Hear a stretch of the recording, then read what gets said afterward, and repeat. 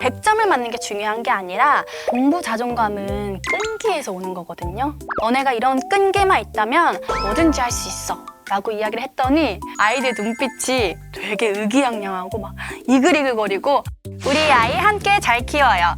유쾌한 밤!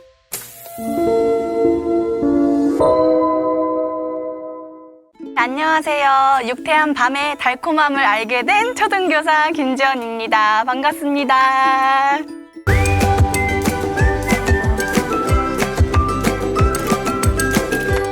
다시 돌아온 지원쌤의 아침조회 영상 또 정주행하게 되던데요. 선생님처럼 아이들의 눈높이에 맞춰갖고 인성교육 해보고 싶은 분들 많으실 것 같아요. 어떻게 해야 되는지 노하우 전수해 주시면 좋을 것 같습니다. 역지사지죠. 너라면 어떨 것 같아. 이런 일이 있었어요. 이제 ADHD가 심한 아이가 있었는데 평소에는 되게 씩씩하고 의젓해요. 선생님 제가 해보겠습니다 이러는데 화가 나면 다른 아이가 되는 것 같아요. 그래서 화가 났을 때 다른 아이들한테 피해를 주고 상처 주고 근데 그게 자기의 잘못인 거를 모르고 얘가 저를 화나게 했어요 라고 생각을 하거든요. 그래서 제가 물어봤어요. 너가 친구한테 그러면 친구 마음이 어떨 것 같아? 라고 물어봤는데 대답을 못해요. 모르더라고요. 근데 바꿔서 질문했어요. 친구가 너한테 그렇게 똑같이 하면 넌 기분이 어때? 라고 하니까 화가 나요 이러더라고요. 그러면 다시 물어볼게. 너가 그렇게 행동을 친구한테 했으면 어떨 것 같아? 그러면 화가 나요 라고 이야기를 하더라고요. 즉 인성교육이 나의 선을 정하고 내가 이 정도의 울타리가 있으면 친구도 그 정도의 울타리가 있겠구나. 그리고 나의 울타리와 친구의 울타리가 모두 다 다르구나 라는 거를 생각하는 거에서부터 출발하는 것 같습니다. 교육과정 안에서도 사회정서 교육이 확대되고 있다고 하더라고요. 이 초등 시기에 꼭 가르쳐야 할 인성교육이 있다면 어떤 걸 꼽아주실까요? 저는 인내를 꼽고 싶어요. 이제 인내가 곧 자기 조절 능력이 되는 거거든요. 내 감정을 조절하고 나의 행동을 조절할 수 있는 것이 인내. 자기 감정을 잘 조절할 줄 알아야 친구 관계도 원만하거든요. 이제 감정이 들쑥날쑥하고 감정에 따라서 태도가 달라지는 아이들은 친구 관계도 원만하지 않아요. 친구들이 불안하거든요. 이 친구가 언제 화를 낼지 모르고 나의 행동에 따라서 이 친구가 어떻게 반응을 할지 예측이 안 돼요. 그러니까 친구 관계가 원만할 수가 없는 거예요. 내 감정부터 안정적으로 컨트롤하는 거. 그러려면 인내가 먼저 바탕이 되어야 되지 않을까 싶고요. 인내가 자기 조절 능력으로 이어지고 그 능력이 대인관계로 이어지고 그 인내가 또 끈기가 돼서 학습까지 이어진다고 봅니다, 저는. 부모님들도 좀 신경 써야 할 것 같은데요. 어떻게 좀 도와주면 좋을까요? 우선 부모님께서 권위를 가져가셔야죠. 그러니까 보통 대화를 할 때도 저도 대화할 때 제 권위를 가져가거든요. 선생님이 먼저 이야기하는 거야. 선생님이 말이 끝나면 이야기하는 거야. 그거부터 출발이에요. 그러니까 집에서도 가정에서도 엄마 왜 내 말을 끊어? 이렇게 아이가 이야기하면 안 되거든요. 엄마가 먼저 이야기하고 그 다음에 이야기하는 거야. 엄마도 너의 차례를 지켜줄 거야. 너가 이야기할 때 끼어들지 않을게 해주시고요. 그리고 학습적으로는 좀 책을 읽는 것도 어떻게 보면 인내예요. 그 안에 몰입하고 끝까지 내가 책을 집중력 있게 이어갈 수 있는 것, 그것도 인내에서 출발하기 때문에 책을 읽는 것, 독서로 또 가져가시면 어떨까 싶습니다. 선생님이 평상시에 이렇게 합창하는 거 많이 올려주시더라고요. 네.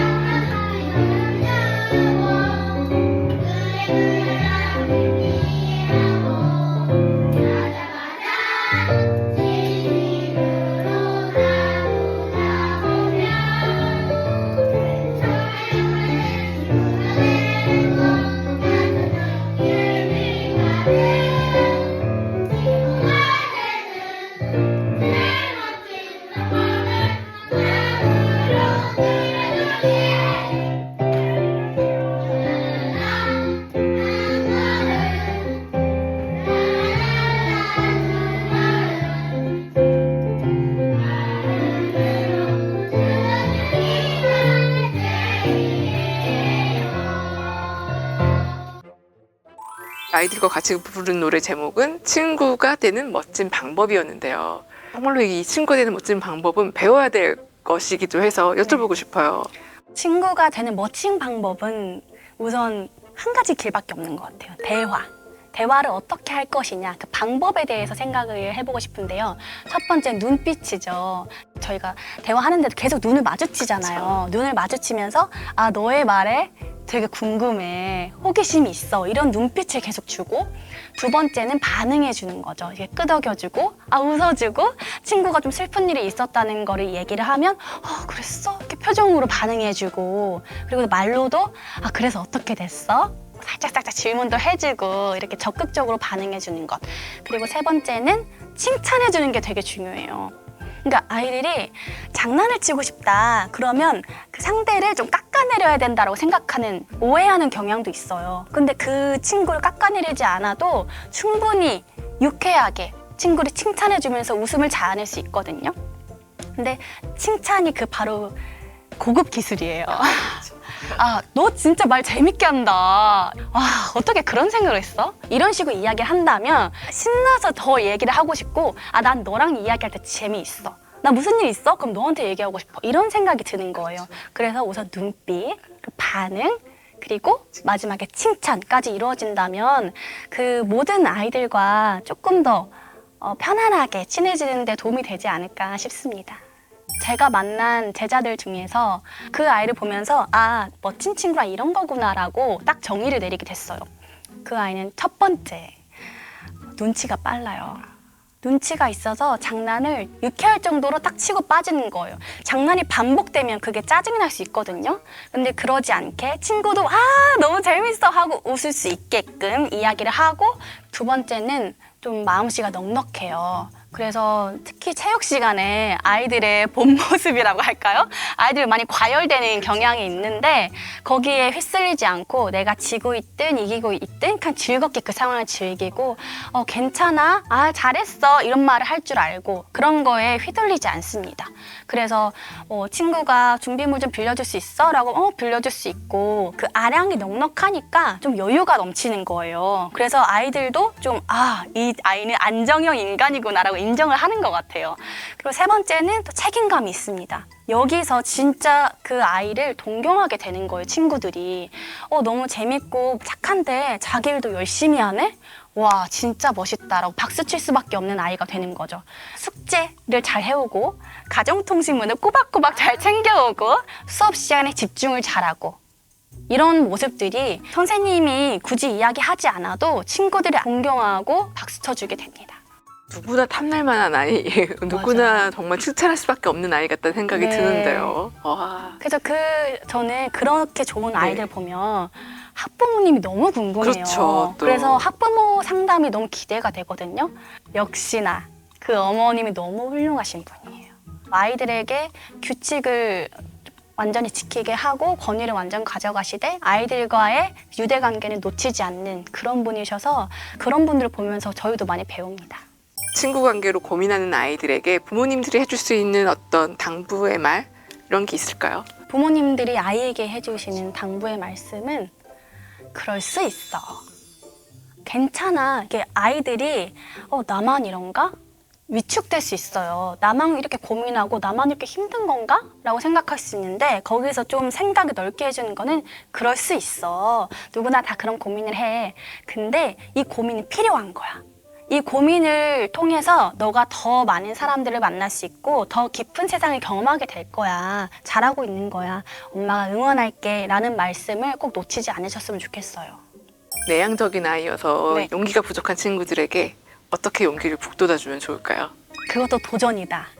친구를 만나는 것도 도전이다. 새롭게 공부하는 거, 학교 가는 거 어떻게 다 도전이잖아요. 친구를 만나는 것도 굉장히 큰 도전이야. 근데 친구들을 많이 사귀고 있는 친구들도 다 도전한 아이들인 거고. 그리고 사람을 만난다는 거는 새로운 세상을 만난다는 것과 똑같아요. 내가 살아보지 못한 세상을 살기 위한 가장 좋은 방법은 그 사람을 만나는 것. 그 사람을 만나는 것 자체만으로 나의 세상과 경험이 넓어지는 거야. 그렇다면 마음의 문을 두드려봐. 그렇다면 너의 세상이 더 넓어질 거고 더 재밌어질 거야. 근데 이거는 너만이 할 수 있는 거야. 엄마가 데려와서 친구를 붙여줄 수 없어. 엄마는 여기서 도와줄 수 있는 게 없어. 너가 할 수 있는 거야. 엄마는 뒤에서 응원하고 기다리고 있을게. 라고 조금 밀어주는 것도 필요하죠.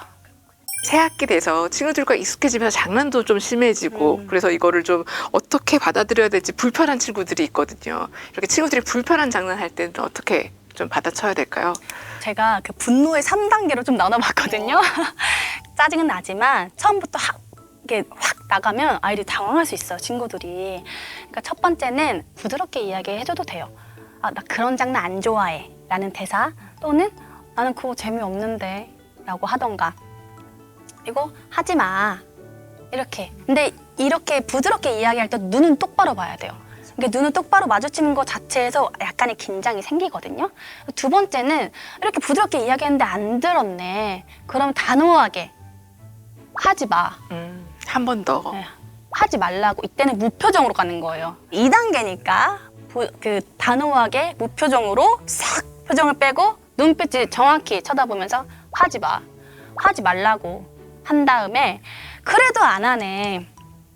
아, 2단계 또 있어요. 그냥 무시하는 거예요. 계속 대응을 하다 보면 내 안에 화가 커지잖아요.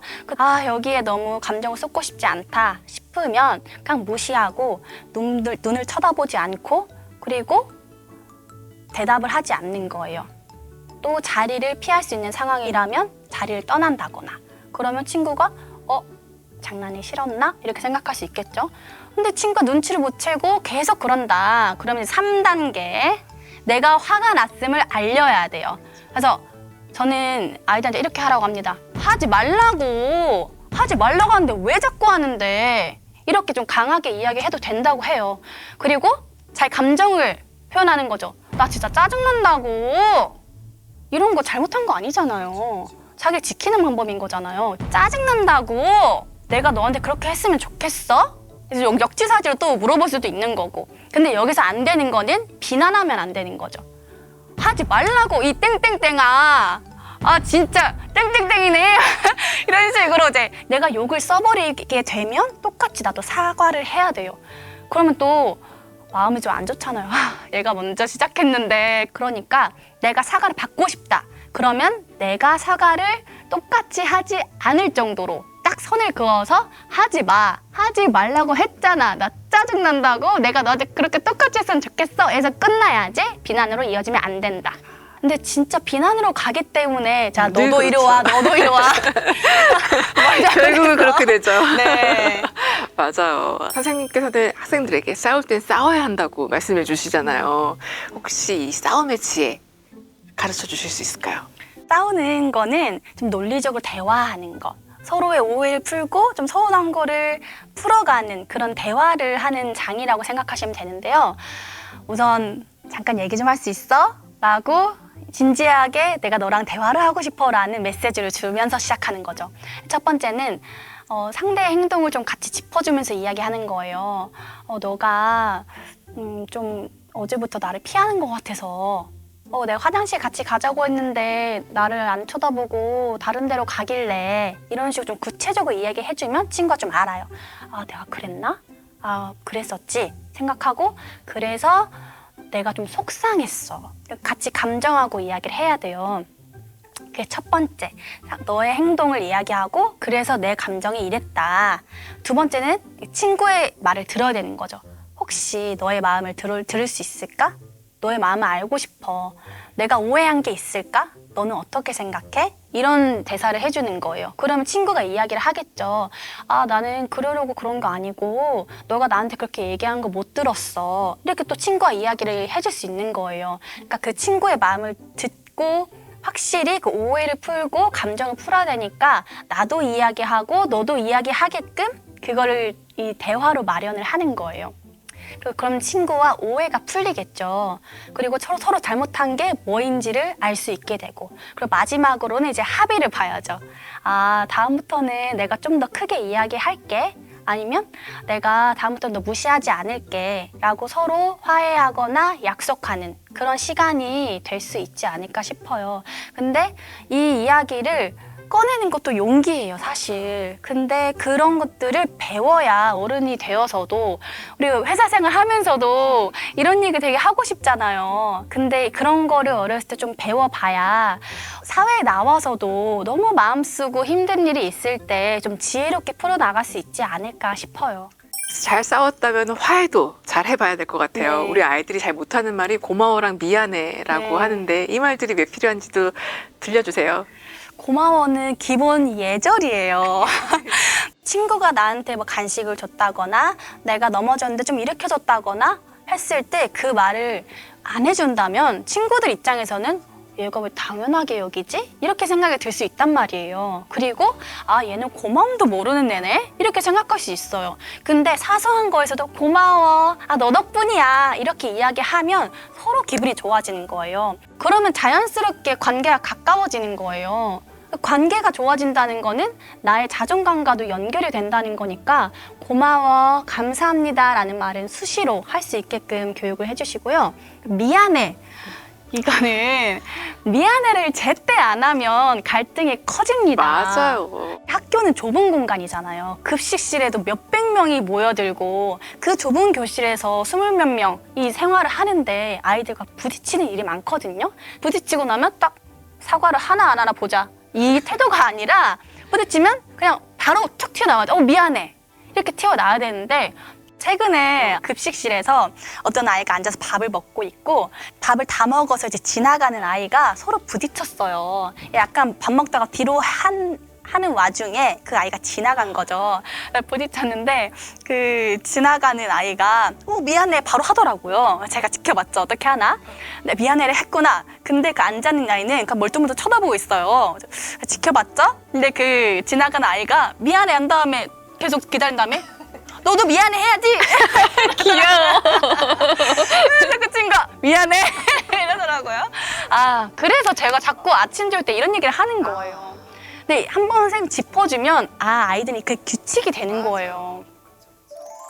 얘들아, 친구들이랑 갈등 있으면 뭐 해야 돼? 사과. 너네가 선생님한테 도움을 요청하면 선생님이 상담을 해주잖아. 근데 잘못한 사람이 사과를 안 하고 가만히 얼어버릴 때가 있어. 사과를 받고 싶은데 친구가 아무 말도 안 해. 그럼 기분이 어때? 나빠요. 내가 잘못을 인정한다 라고 하면 잘못이 더 커진다고 생각하는 것 같아. 근데 그게 아니죠. 잘못을 인정하지 않고 거짓말하고 사과하지 않고 그게 더 내 잘못이 커지는 거야. 선생님이 왜 그렇게 했어? 너가 그렇게 행동한 게 맞아? 라고 물어보면 솔직하게 이야기하고 사과할 준비를 해서 진심으로 친구한테 사과하는 거. 잘못을 한 번도 안 하고 살 수 있어요? 아니죠. 하지만 사과는 잘할 수 있잖아. 내가 잘못을 인정하는 것부터가 사과의 출발이에요. 사과하는 거 정말 중요해요. 아시겠죠? 선생님한테 학습 조언도 들어보고 싶다는 부모님들 꽤 많이 있으셨어요. 공부 자존감 키워주는 거 굉장히 중요하다고도 말하는데요. 공부 자존감 어떻게 키우면 좋을지도 들어보고 싶어요. 공부 자존감은 끈기에서 오는 거거든요. 내가 시작한 문제를 끝까지 풀어보고 어려운 문제도 도전해보는 그런 게 바로 끈기에서 나오는 거거든요. 아이들이 되게 싫어하는 수학 문제가 있어요. 이런 문제거든요. 자, 어떤 수에서 20을 더하려고 했는데 잘못해서 뺐더니 이수가 됐다. 바르게 계산한 답을 구해라. 애들이 맨날 잘못 풀어가지고 날 힘들게 해요. 이렇게 이야기를 해요. 맞아요. 결국은 식을 만들어내는 문제거든요. 잘못 계산한 식 하나가 나와야 되고 바르게 계산한 식 하나가 또 나와야 돼요. 그 두 개 식만 만들면 아이들이 쭉쭉 풀 수 있거든요. 어떤 수를 제가 네모라고 늘 표시를 하기 때문에 네모 문제라고 해요. 자, 선생님이 그 네모 문제만 뽑아왔어. 이 시간 네모 문제만 풀 거예요. 학습지에 그 문제만 다 뽑아가지고 애들한테 나눠줬어요. 유형이 같으니까 한 번 제가 풀어줬어요. 근데 선생님이 풀어준 문제를 똑같이 풀었어? 근데 내가 풀려지네? 우와! 애들이 알아가요. 나도 풀 수 있다. 그리고 두 번째 문제를 푸는 거예요. 똑같은 문제인데 숫자만 바뀌었잖아요. 그럼 아이들도 열심히 풀어요. 뭐야 이거 내가 또 맞았어. 그럼 제가 일부러 더 격하게 해줘. 그렇지. 잘했어 정답 이렇게 해주는데 그러면 애들이 나중엔 정말 흥미로워 하거든요. 그러고 나서 40분이 끝났어요. 얘들아 이제 학습지 파일 안에 넣어도 되고 만약에 더 풀어보고 싶다 하는 사람들은 계속 풀어도 돼 라고 하는데 꽤 많은 아이들이 계속 푸는 거예요. 쉬는 시간에도. 너무 재밌구나. 네. 와, 선생님 수학 너무 재밌어요 하면서 풀어. 선생님 저는 한 문제 남았어요. 이것만 풀면 돼요. 전 끝까지 풀 수 있을 것 같아요 하면서 푸는데 그 모습이 너무 예쁘잖아요. 틀린 게 뭐가 중요해요. 그냥 그 끝까지 푸는 이 태도가 너무 중요한데. 그래서 제가 쉬는 시간 끝나고 다음 수업 시작할 때 제가 이야기를 해줬어요. 선생님이 분명 쉬어도 된다고 했는데 끝까지 남아서 푼 사람들 한번 손 들어봐. 그럼 애들 의기양양해.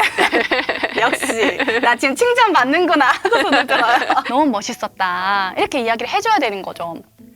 그게 바로 끈기야. 100점을 맞는 게 중요한 게 아니라 내가 이 문제들 얼마나 성실하게 책임감 있게 끈기 있게 풀어낼 수 있느냐가 공부에서 중요한 거다.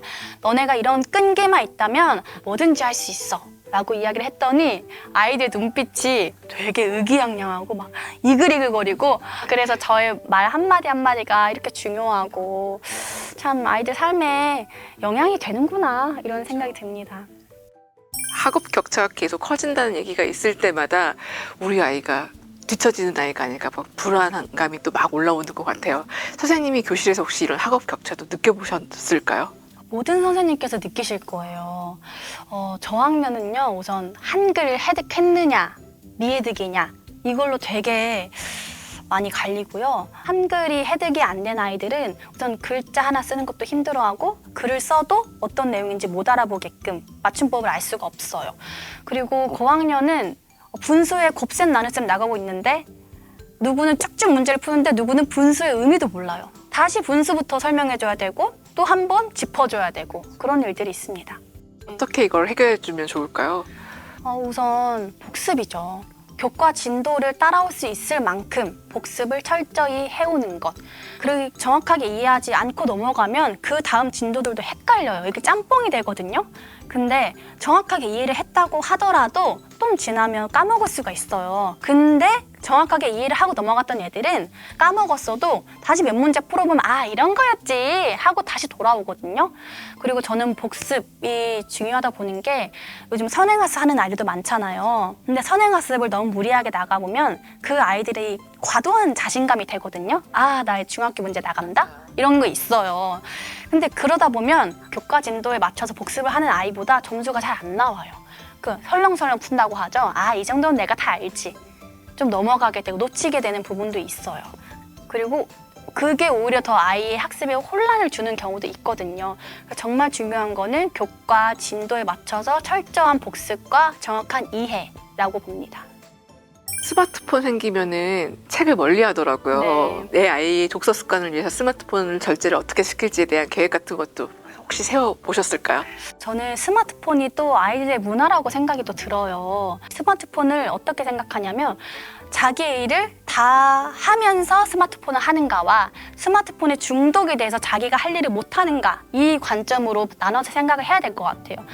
그래서 내가 할 일들이 많잖아요. 이런 일들을 다 소화하면서 그 끝났을 때 스마트폰을 사용할 수 있는가 그게 바로 절제인 것 같아요. 그리고 그 독서 습관을 계속 길러주기 위해서 그 환경을 만들어주는 거죠.